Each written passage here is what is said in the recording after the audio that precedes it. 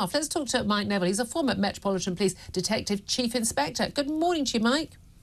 Good morning, Julie. Thank you for joining us. I mean, I want to talk about rogue police officers with you as well. But in terms of, Lucy Letby case, the Thomas Cashman case, these were, cold-blooded killers who basically, decided, I don't want to hear this. I don't want to hear the sentencing remarks. I don't have to. The judge isn't going to force me. I won't go back up and face the families of my victims.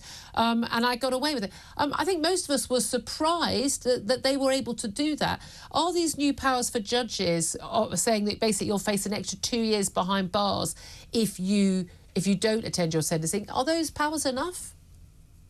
Well, they may well be, Julie, but I'm a crime historian, so this is very new. This is a new thing in the last 5 or so years. People used to be brought up and face the judge with a black cap on his head to be told they were going to be hanged. And what you have here is a sort of combination of human rights legislation and health and safety. So in the past, the judge would say, bring the prisoner up. And if the prisoner refused, the judge would give an order, and the judge's order is like something from God. So the prison officers would have got hold. Well, the first thing they would have said to the person is, you either walk up those stairs or you're carried up those stairs. Yep. It would have been as simple as that. Now they're saying to people, do you want to go?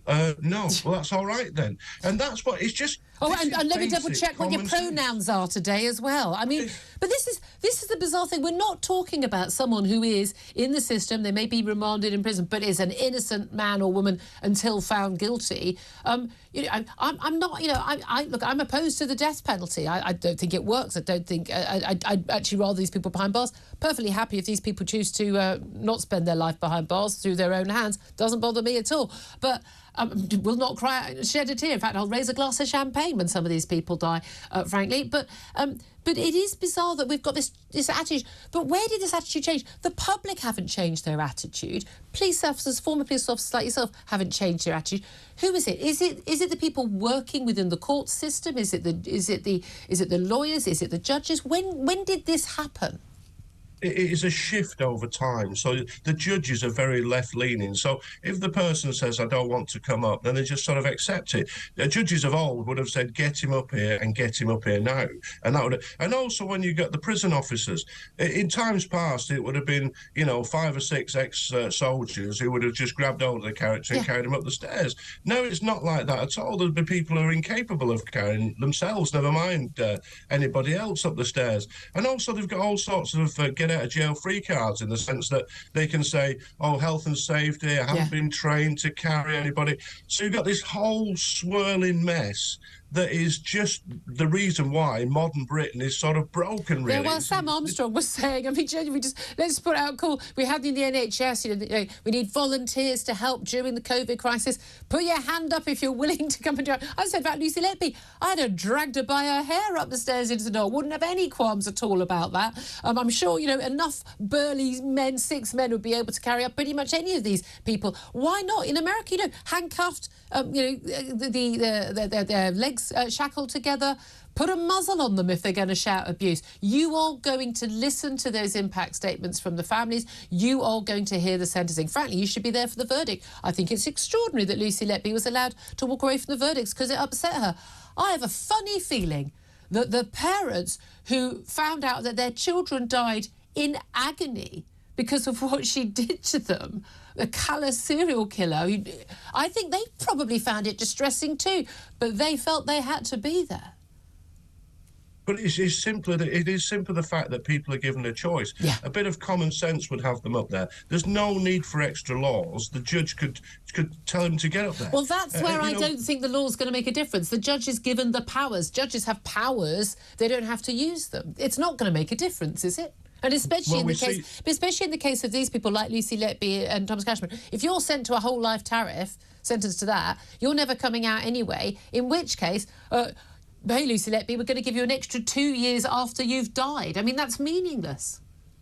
Well, exactly, and also we know about judges' discretion, because when the government passes laws saying, if you get caught carrying a knife twice, you'll go to jail. The judges are then given the discretion. If it's against justice, they don't have to use that power. And time again, we see them. But it is this left liberal blob which has sort of seized control of the country, and they decide. So the Parliament giving the judges any amount of discretion, in my view, just makes a mockery of the actual power. The judges should be told, you will have that person in front of you to be sentenced, and you will ensure that the prison staff make sure that the person is in the dock, and that's the end of it. No discretion. I agree with you on that, absolutely. There was some talk about they could have a video footage piped into their cell. No, you appear in court. Let me also ask you about this headline, actually, in the Times. Rogue police are sacked on the spot under new powers. It's a bit misleading, to be fair, this idea is going to be people are going to be sacked on the spot. We're going to talk to Policing Minister Chris Philp. We're talking about police officers, the likes of, I mean, bizarrely, you know, Wayne Couzens, David Carrick found guilty of the most heinous crimes, you know, rape, in Wayne Couzens' case, murder, to basically, you've committed these crimes, you're found guilty. You could have committed gross misconduct in office, corruption or sex abuse or the like, and yet they still have to go through a lengthy process to then sack these officers rather than saying gross misconduct or a serious crime, you're sacked on the spot. And that's what's going to change. I think most people watching and listening to the show today or hearing this will be going, how was that not already the case?